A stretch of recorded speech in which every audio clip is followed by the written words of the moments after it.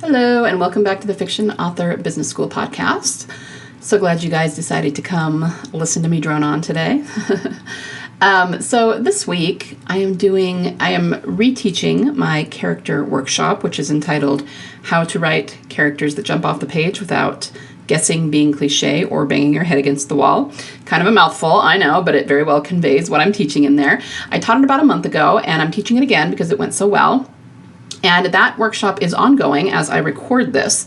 So the first thing that I taught was kind of a training on mistakes that people make that are making fiction writing so much harder than it has to be. It is technically entitled 5 mistakes, but I also gave 2 bonuses just because I like to overdeliver. So there's actually 7 mistakes total that I talk about. Now, this is similar to a podcast that I did a month or 2 ago where I talked about 5 mistakes, but they're slightly different too. So there's a little bit of overlap there. I decided that I wanted to, because it's such a good training, it's so full of really good nuggets and things that are just important for you to understand if you really want to make a go of your writing. So I wanted to go ahead and post that as just that first training we did as a podcast, but the problem is it was really, really long. And I know you guys are not a fan of super long podcasts, so I'm actually going to divide it into 3. It went about 90 minutes, and that way you're only getting like 3 30-minute podcasts. It won't be directly into 30 minutes exactly for each one because I need to find a good place to divide them, but it'll be about that. It'll be about 30 minutes a piece.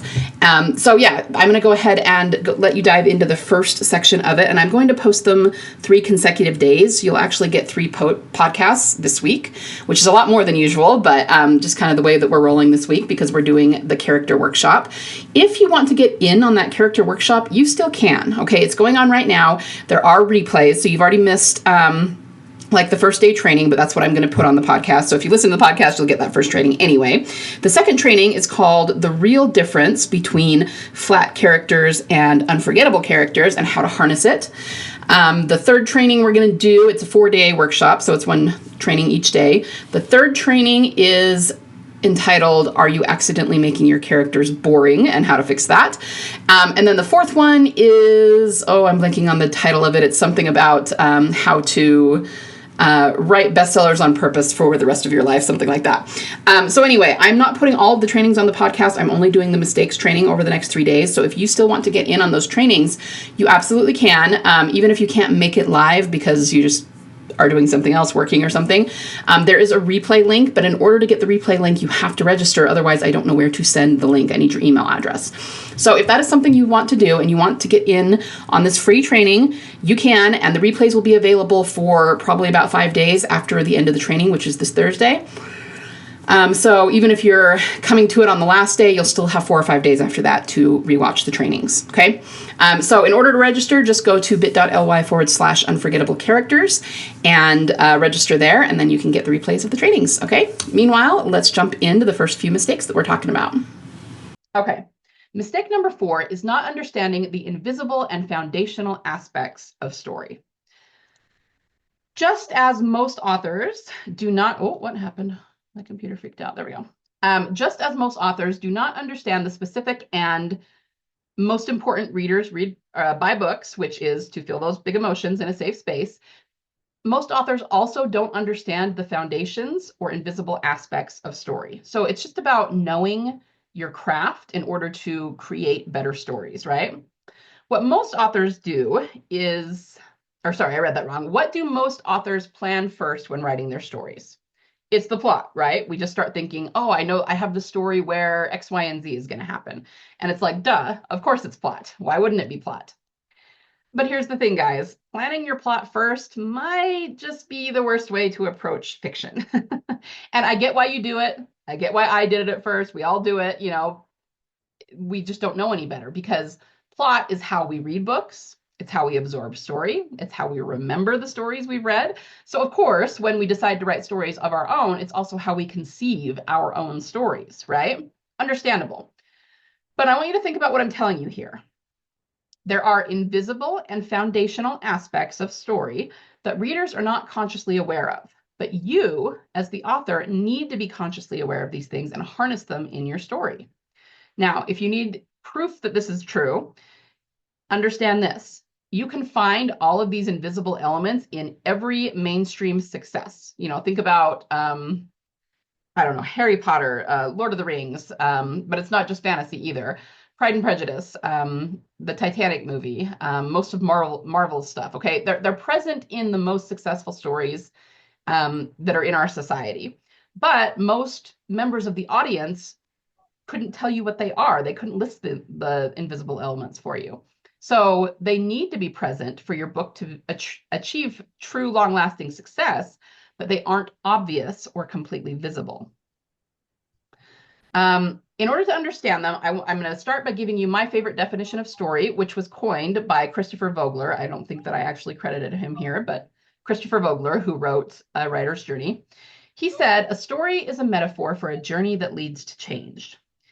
The first time I heard that definition, it really, really spoke to me. Okay, so the question is, for this definition, who is doing the changing? The answer is your protagonist.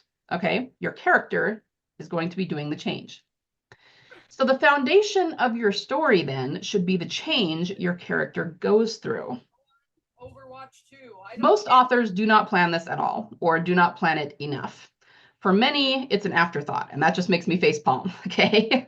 Most of us know that our characters need to be dynamic, but we either just use the surface changes that the plot of the story naturally brings them through, or we just say something at the beginning and then say the opposite at the end, as though they've changed their minds, and we think that's good enough, right? Oh, well, this is what happens, and so the character changes like this, so yeah, that's pretty good. Okay, guys, no. That's not good enough. It's never good enough, okay? Please don't fall into the trap of thinking that. The process I use for storytelling is the same process every human being who has ever lived, does now live, or ever will live on the planet also uses for growth and change. Okay, this is a spiritual process, and we use it for all changes, big and small. Okay, we use it to overcome all kinds of trials and stumbling stones, no matter the size. So, from something small like losing your favorite pen one morning to something huge like deciding what career path to take or who to marry, it's always the same process. Okay, it's a spiritual process. I think some people would say it's a psychological process, but this process is just part of being human, right? It's in our genetics, and it's just the way that human beings are built. So I call this human transformational psychology. We use it as a guide for the genius story that you have already conceived of, that's already knocking around in your head. And we just use this transformational psychology to guide the change that the protagonist is going to go through. The rest of your story, if we go back to Vogler's definition, is a metaphor for that change. All right. And that's why the change needs to come first and be foundational. Now, coaxing these ideas into stories with human transformational psychology, which I often will abbreviate as HTP, it means that your readers will connect with your stories really deeply and subconsciously, okay, in their soul, because you're using a template that they intuitively know and empathize with because they live it day in and day out. Okay, so this is like the secret sauce for how to make sure that any story you write, no matter the genre, no matter what the story is about, no matter who the characters are, that you can get your readers to really deeply connect with it and fall in love with it, okay? But it's not even something they're necessarily consciously aware of. And ladies, if you are not harnessing HTP in your stories, you're leaving a whole lot of emotion on the table, a whole lot of catharsis on the table, and your stories are never going to be as successful as they otherwise could have been, okay? So let that marinate for a second or two. This is a really powerful concept, and one that I am pretty sure not very many authors are harnessing. I really wish that I could put HTP as the first mistake in this presentation, but it doesn't land as well unless you first understand the power of intentionality, why free online advice doesn't work, and why readers really buy books. All of those things kind of lead into this, right? So take a moment and give me your thoughts before we head into the next mistake. What are your takeaways from this? Do you have any, oops, let me go back here. Do you have any questions about this? Is it making sense? I'll give you just a second while I get some water.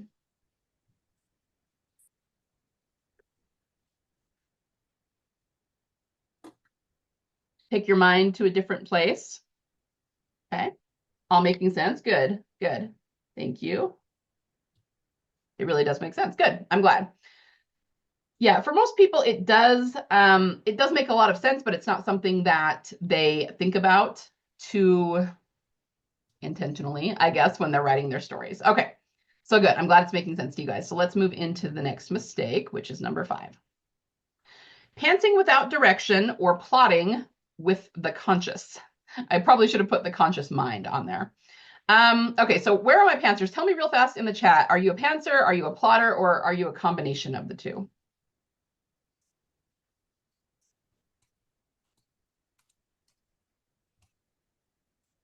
Combo. Okay. Plotter for sure. Okay. Combo. Yep. Mostly a pantser. Okay. All right. So there's a plotter. We've got a good, we've got some of each. That's good. So here's the thing. There's this age-old argument, right, about which is better, pantsing or plotting. And it's really a very, very ridiculous argument. And I'm going to explain why. We have 2 minds. Really, we have 3, but for our purposes, we're going to talk about 2, your conscious and your subconscious mind, right? The conscious mind takes care of the day-to-day activities. So when you're going to work, when you're making dinner, when you're going through your to-do list, all of that. The subconscious mind houses your emotions and your creativity. Now, I want you to think about what I've said so far. Obviously, you're using your creativity when you're writing fiction, but it also houses your emotions, and your emotions are what you want to put into the fiction in order to help the reader feel something, right? So it just kind of follows then that you need to be writing based on your subconscious mind, not your conscious mind. Now, it's important to understand that we switch between the two all the time. It's totally normal for us to switch between the two. So let me give you a couple of examples. I know that all of you, because you are writers, have had the experience of losing yourself in a good book. So I want you to think about the last time that happened.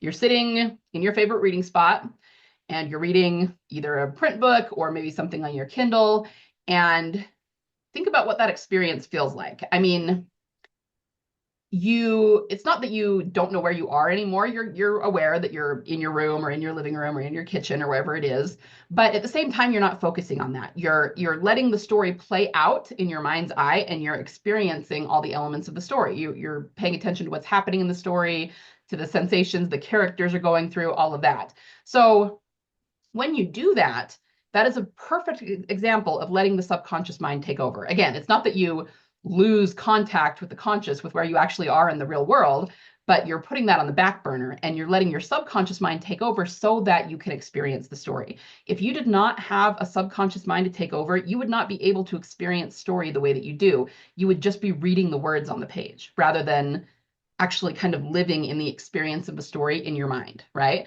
So that should tell you 2 things. Number 1, it shows how you can switch back and forth, and maybe to illustrate this a little bit better, let's say you're reading and you're totally engrossed in the story, right? You're just in the scene and whatever's happening, and you can't read it and absorb it fast enough.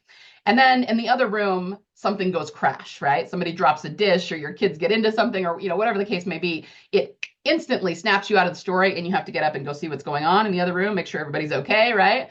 But when you're done, you can come back and sit down with the book again and get right back into the story. Okay, so that's an example of how you switch between your subconscious and your conscious mind. So you already do this, you already know how to do it, you will do it naturally, but it's important to harness it a little bit more than you're doing, which I'll get into in a minute.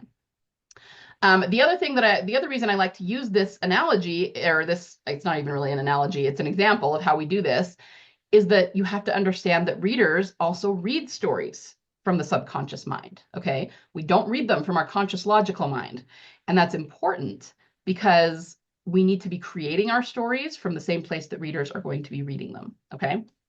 Another example is, has anyone ever had the experience of driving home mindlessly? Like, it's usually a route that you drive all the time. So it's home from work, or maybe even to work, or when you go to the store, same store you always go to for groceries, and then you come home, and one day you get home and realize you just drove all that way and you don't remember any of it. And you start to go, did I run any red lights? Did I stop at all the stop signs? Because you don't remember doing it. Well, you did. If you hadn't, you would probably know, because someone would have honked at you, or you would have caused an accident or something. But this is another example of the subconscious mind taking over, right? You were just lost in your thoughts. And so you were driving very almost robotically, but 100%, you did stop at the red lights. You were observing the traffic laws. You were just doing it automatically, right? So that's another example of switching between the subconscious and the conscious mind. So you're already doing this. but you probably haven't been harnessing it intentionally. So the other thing is, I don't want you to think that you've never done this in your writing before. Personally, I don't think there's any way to measure this scientifically, but I don't think it's possible to write fiction from your conscious mind. I just don't think we'd be able to do it. So that means when you do write, you already are tapping into your subconscious, but you're not doing it as intentionally as I would like you to be. And if you can be more intentional about it and fully tap into it rather than just having, subconscious nuggets come out every so often, it'll be a lot easier to write your stories.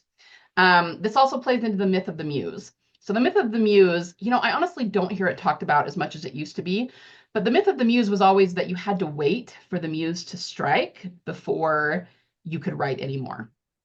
I literally remember watching a video in school. It was something they showed us as students, and I was probably in the 3rd or 4th grade. I was really young. And it was about an author. And so in that case, it was like a children's author.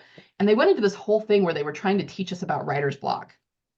And in the video, it was all about this author and how he would not write anything for months and months and months because he was blocked. And at the time, I didn't question that, but now I just kind of have to facepalm over that because the myth of the muse is absolutely a myth. I do know why it happens. I do know why we get blocked, and it has to do with the conscious and the subconscious mind. And here it is. It's very simple. When you have writer's block, it's because you are trying to write something with your conscious brain. Your conscious brain is not accessing your emotions or your creativity.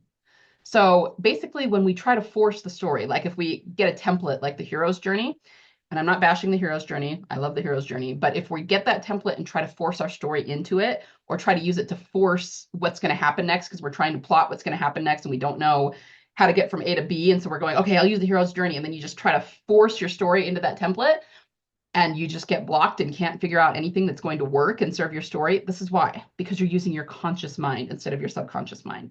But if you can learn to, on purpose, do what you do when you read books and kind of tuck that conscious mind away, put it on the back burner, and tap directly and fully into your conscious mind, you will never have to worry about writer's block again, ever.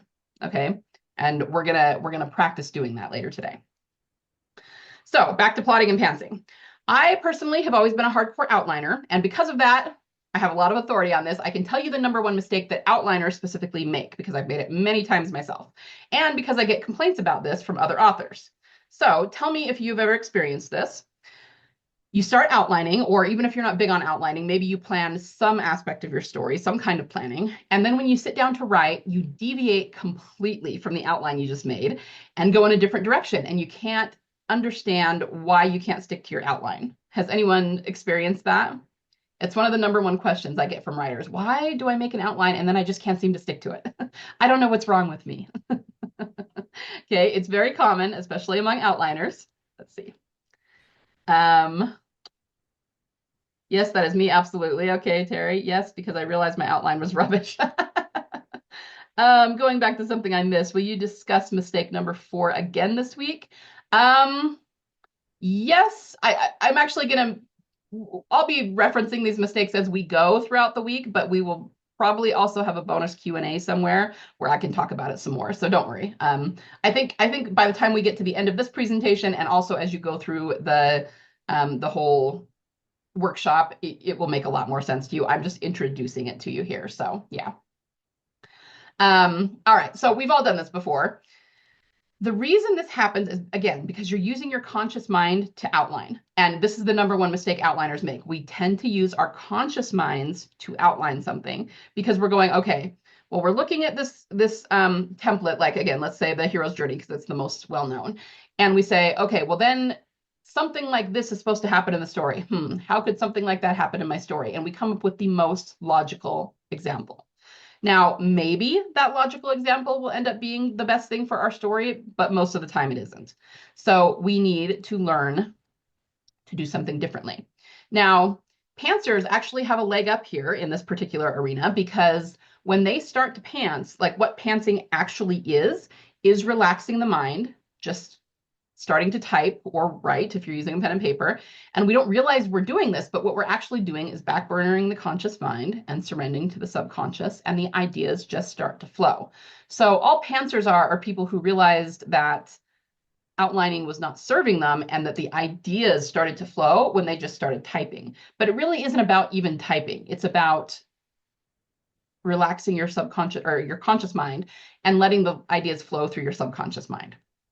So, am I telling you that everyone should be pantsing and that's the way to go? No, that's not what I'm saying. Hear me out here. I'm only saying that pantsers are already doing something right, and it does give them an advantage. And remember, I'm a hardcore outliner, so that's saying a lot that I'm rah-rahing your pantsing right now. Okay, but what is the problem that most people have with pantsing? Tell me in the chat. What is either your biggest problem with pantsing, or what is it that you hear people complaining about when it comes to pantsing? There we go. Yep. And I do already have it on the screen the way that I set this up. So it is that it takes time, right? It takes a lot of time to figure out what your story is that way. And then you end up a lot of times throwing away a lot of words. And that is why I was always a hardcore outliner, because it just horrifies me to write 50,000 words and then throw most of them away. But that is the problem with pantsing, is that it's, and again, I hate to say it's a problem, but it's maybe something people don't like about pantsing, is that it's very unfocused, if you will, right? You're just throwing things out there willy-nilly, seeing where your story goes, and eventually most pantsers will figure it out. They'll figure out where their story goes, but by the time they do, they have this writing that's just all over the place, and they have to pretty much scrap it and start over now that they know what their story is. And that just takes a lot of time, and it can feel very wasteful, right? And I'm not a wasteful person. That's why it drives me nuts. So the question is, what if you could have the best of both worlds? The reason that the argument about whether plotting or pantsing is best is because, as I'm going to illustrate here in just a minute, they're mostly the same thing. I know outwardly you're doing different things, but the processes in the brain are mostly the same. And really, both of them have good points and bad points. So really, neither is best. But what if you could figure out how to have the best of both? This is what I call the divine genius method. Why do I call it that? Because it does. It gives you the best of both worlds. Pantsers love this method because it utilizes the method of pantsing, as we just talked about, which they're already doing and love to do. And two, it helps cut down on those negative aspects of pantsing. Okay, imagine you can pants your novel in half the time. Imagine a quarter of the time. Imagine not having to throw away nearly as many words. It really does happen. Okay, outliners love this technique because you can use it to outline any percentage of your story if you prefer to outline. But most importantly, when you start writing, you won't have that problem of deviating from your outline anymore, because you have already tapped into your subconscious mind and incorporated what that deviation would have been into your outline. So you won't want to change it again. So again, just to go back over what I said, when you're using your conscious mind to outline, then you start typing, suddenly you've ditched the conscious mind and your subconscious mind kicks in, and all of these ideas come up that were not in your outline. And yeah, they probably are better than what you put in your outline. Oh, sorry, my phone is going off. Not silence that, obviously. But if you use your subconscious mind to do your outline to begin with, then you already have all those great ideas from your subconscious mind in your outline. So you won't need to deviate from it, and you probably won't want to, right? There is such a thing as, coming up with some aspect that you didn't come up with in your outline, but that's not the same thing. Usually that's something that can just be added or incorporated. It's not about spending all the time to write an outline and then doing something completely different, because that too can feel very wasteful, right? So I don't define plotting or pantsing by the outward actions. Outwardly, pantsers don't plot any or don't plan anything before they start writing, and outliners do, right? That is the outward action. I define these things by the process going on in the brain. So if the definition of pantsing is simply letting go of the conscious mind for a while and surrendering to the subconscious so that you can get your story figured out, then outliners can think of the divine genius method as just pantsing your outline, okay? Just surrendering to the subconscious mind in order to outline your story and then writing it. So do you see why pantsing without direction or outlining using the conscious mind are crippling your ability to figure out your story? And yeah, maybe you figure it out eventually, but it takes a lot more time, takes a lot more patience, takes a lot more frustration, right? And then we all sit around in the fiction writing space arguing about which one is better. It's kind of like asking which is better for your health, cyanide or strychnine. Neither one. Let's go with something healthier, right? So one more note before we move on to mistake number 6. There is a massive element of individuality in this divine genius method, and anytime that you surrender to your subconscious mind, okay? You've got to understand that your story comes from you. It comes from your beliefs, your experiences, your life. It's a reflection of your past, your family, your culture, religious and political beliefs, experiences again, and everything else about you, even if you aren't directly using those things in your story, okay? Because it's all subconscious. Everything that you've ever been through informs who you are on a subconscious level, and then that is going to be reflected in your story. So even if you're not writing a political story and you're not putting political beliefs in your story, your political beliefs will still influence the way you write your story, the way you approach your characters, all of that.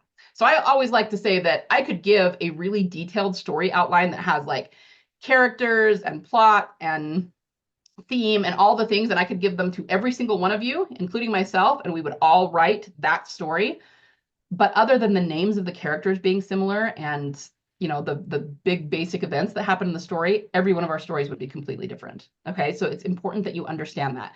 None of what I've said here is going to infringe on your unique story or your unique voice in your story. Okay, it's just a matter of helping you embrace that uniqueness and help it to flow a little bit better so that you're not getting stuck when you're writing your story.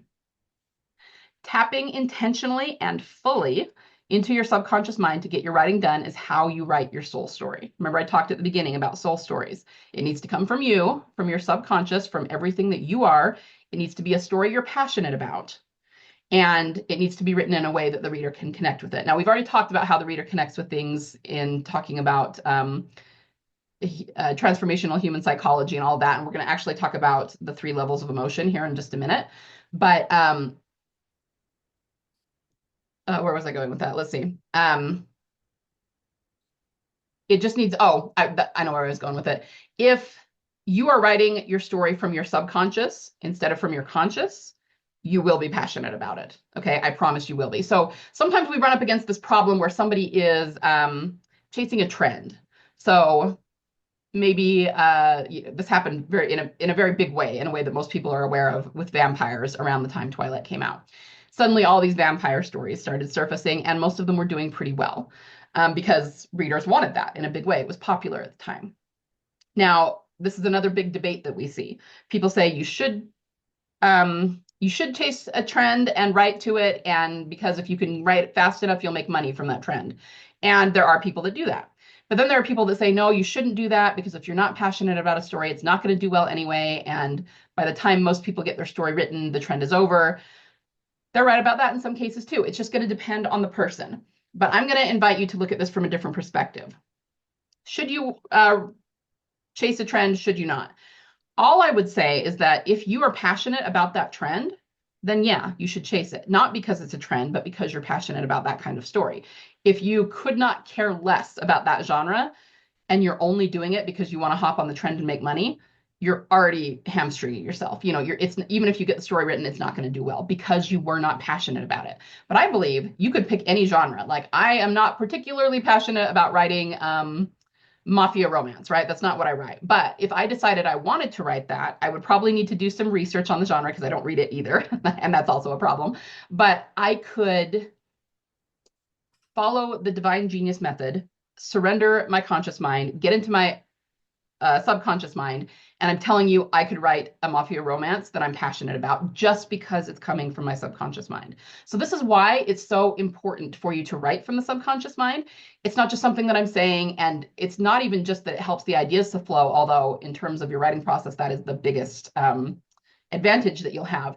It's because when you are passionate about something, your energy is going to be infused into your story, and your reader will feel the passion you had for that story, and that will make the story sell better, okay? If you are not passionate about your story, even if it's an awesome story, even if you have all the right elements of story, it's still not going to do well because you didn't have passion when you were writing it.